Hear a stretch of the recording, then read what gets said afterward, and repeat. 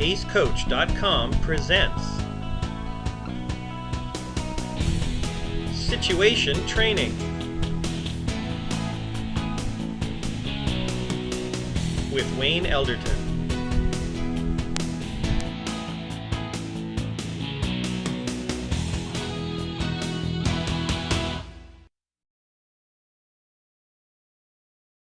To play tennis successfully, you need tactics. One of the key things in tactics in tennis is controlling the height of the ball. For example, consistency is one of the main things tactically to win tennis matches. As a matter of fact, in a baseline to baseline exchange, 70% of all errors are into the net. There's a couple of reasons for that. If we look at the net, you can see that you can't even see any of the targets you're aiming for over top of the net. You actually see them through the net. So what that means when you're playing is you can see through it and your brain says it's not even there.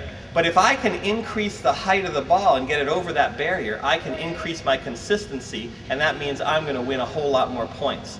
The other thing tactically that I can do when I'm controlling height is challenge my opponent's impact. Ideally, I can hit the ball between chest and knees. But if I can get my opponent to hit higher than that or lower than that, that's going to give me some weaker shots and I'm going to be able to gain the advantage, or they might even miss the ball. The third thing about tactics and controlling height is time. If I can hit the ball higher, I'm going to gain a lot of time for myself. And that's great for defensive shots. If I can hit the ball a little bit lower, I can take time away from my opponents. So it's really crucial that if I can control height, I'm going to have something that can win more points using tactics in tennis. When it comes to height and technique, traditional coaching gives us a lot of misinformation about controlling height. For example, one of the key tennis tips that happens is if I hit the net, coaches would tell me, oh, I'm supposed to bend my knees. Well, it's totally possible to bend my knees and still hit the net.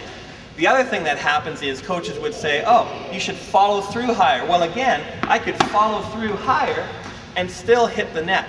Those aren't the thing that directly determines the height of the ball. What really determines the height of the ball is the pass principles. And that means the angle of the racket and the path of the racket and the speed of the racket through the impact.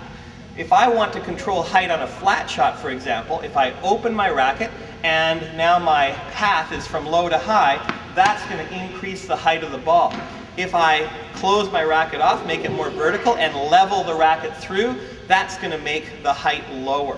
So the pass principles are the thing that controls the height of the ball. This is a great drill for height on a baseline to baseline exchange. We're using the air zone here, and basically what happens is this. We're going to start by hitting the ball over that wire. And so when you're looking for that shot, you're saying that you want to hit it higher and push your opponent back. Before you hit the shot, you say the cue word higher, because that's your intention, to push them back.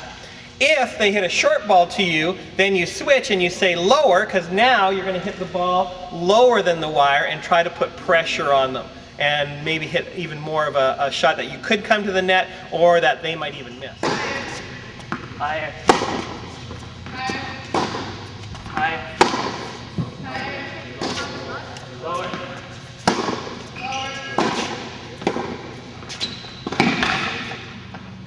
All right, when it comes to height, here's a drill that we can use for height and volleys. So if the ball is over the net, we're going to say that we can be a cat. And a cat pounces all over its prey. So if the ball's higher than the net, I want to be a cat. And that's your job, is to try to take the ball when it's high and be a cat. When, though, the ball is low, if I try to hit it hard and try to be a cat when the ball is lower than the level of the net, I'm going to miss more. So the whole idea is when it's down here, I'm a mouse.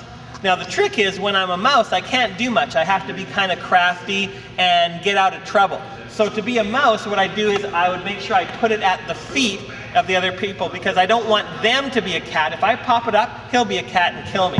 If I can keep it at his feet, he's a mouse, I'm a mouse, we're equal. And we'll have to mouse each other until someone can move in and be a cat. That's how we'll play the drill. So now, let's play it. Both players at the service line. And the first one starts. Okay, and here we go.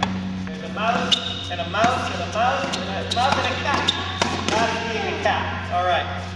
So anytime you can be a cat, jump off and grab that ball. Let's go again. Mouse, mouse, mouse, mouse, mouse, and yeah, they were trying to maneuver each other around. One more time. Okay, now there's a chance to be a cat. There it is. Okay. So the idea is on the height of the volley, if it's above the net, be a cat, pounce on it. If it's below the level of the net, you have to use more accuracy. That's the drill, it's called cat and mouse.